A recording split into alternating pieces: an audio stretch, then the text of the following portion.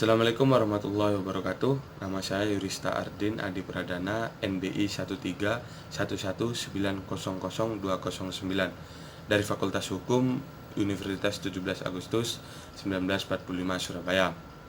Nah, pada kesempatan kali ini saya akan sedikit menjelaskan mengenai salah satu topik dari hukum internasional, yaitu sumber hukum internasional. Sebelum melangkah lebih jauh untuk membahas mengenai sumber hukum internasional, maka sebaiknya kita harus tahu dulu apa itu sumber hukum.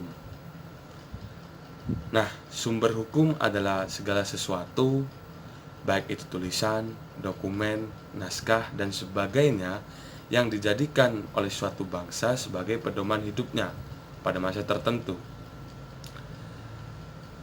Sumber hukum itu sendiri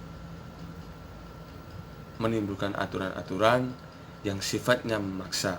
Artinya di sini sifat memaksa, ketika aturan-aturan tersebut dilanggar, maka akan ada sanksi yang tegas. Nah, untuk sumber hukum dibedakan menjadi dua, yaitu sumber hukum formil dan sumber hukum material.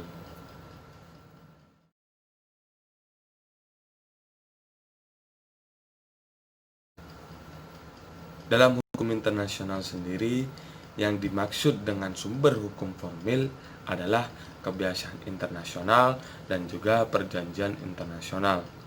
Namun, pada perkembangannya saat ini, kebiasaan internasional sebagai sumber hukum formil sudah dianggap tidak mampu memberikan ketentuan-ketentuan yang diperlukan dalam hukum internasional, di mana kebiasaan internasional sudah tidak dianggap mampu untuk menyediakan ketentuan-ketentuan dalam mengatur pergaulan masyarakat internasional.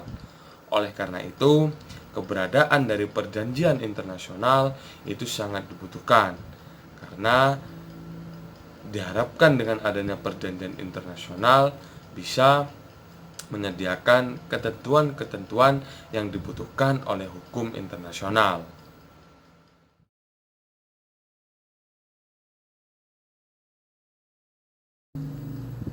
Perjanjian internasional adalah perjanjian dalam bentuk dan nama tertentu yang diatur dalam hukum internasional.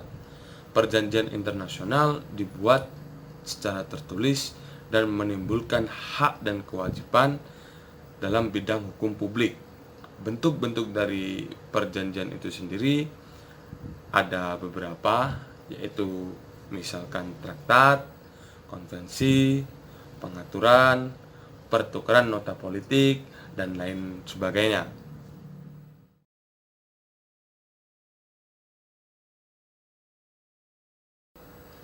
Sedangkan kebiasaan internasional menurut Bellevoet adalah seluruh peraturan yang walaupun tidak ditetapkan oleh negara, tetapi dipatuhi oleh seluruh rakyat, karena rakyat menganggap bahwa peraturan tersebut merupakan hukum yang berlaku. Nah, untuk dapat dikatakan kebiasaan internasional tadi sebagai sumber hukum, maka harus memenuhi dua unsur. Yang pertama, harus terdapat kebiasaan yang bersifat umum di dalamnya. Yang kedua, kebiasaan tadi harus dapat dianggap sebagai hukum.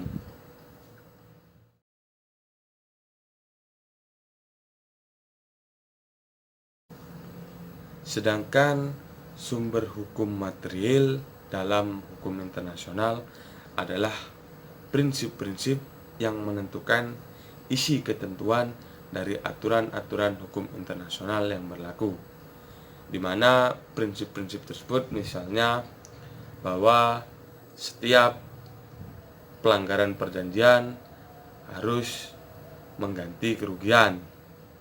Misalkan lagi prinsip bahwa setiap korban perang harus diperlakukan secara manusiawi, dan masih banyak lagi prinsip-prinsip yang lain yang ada dalam sumber hukum material dalam hal hukum internasional. Dan di antara berbagai prinsip tersebut, prinsip yang memiliki kekuatan memaksa, yaitu jus cogens, di mana jus cogens itu memiliki kekuatan memaksa sebagai sumber hukum material. Mungkin sekian yang bisa saya sampaikan, sedikit materi, semoga bermanfaat. Mohon maaf bila ada kekurangan. Assalamualaikum warahmatullahi wabarakatuh.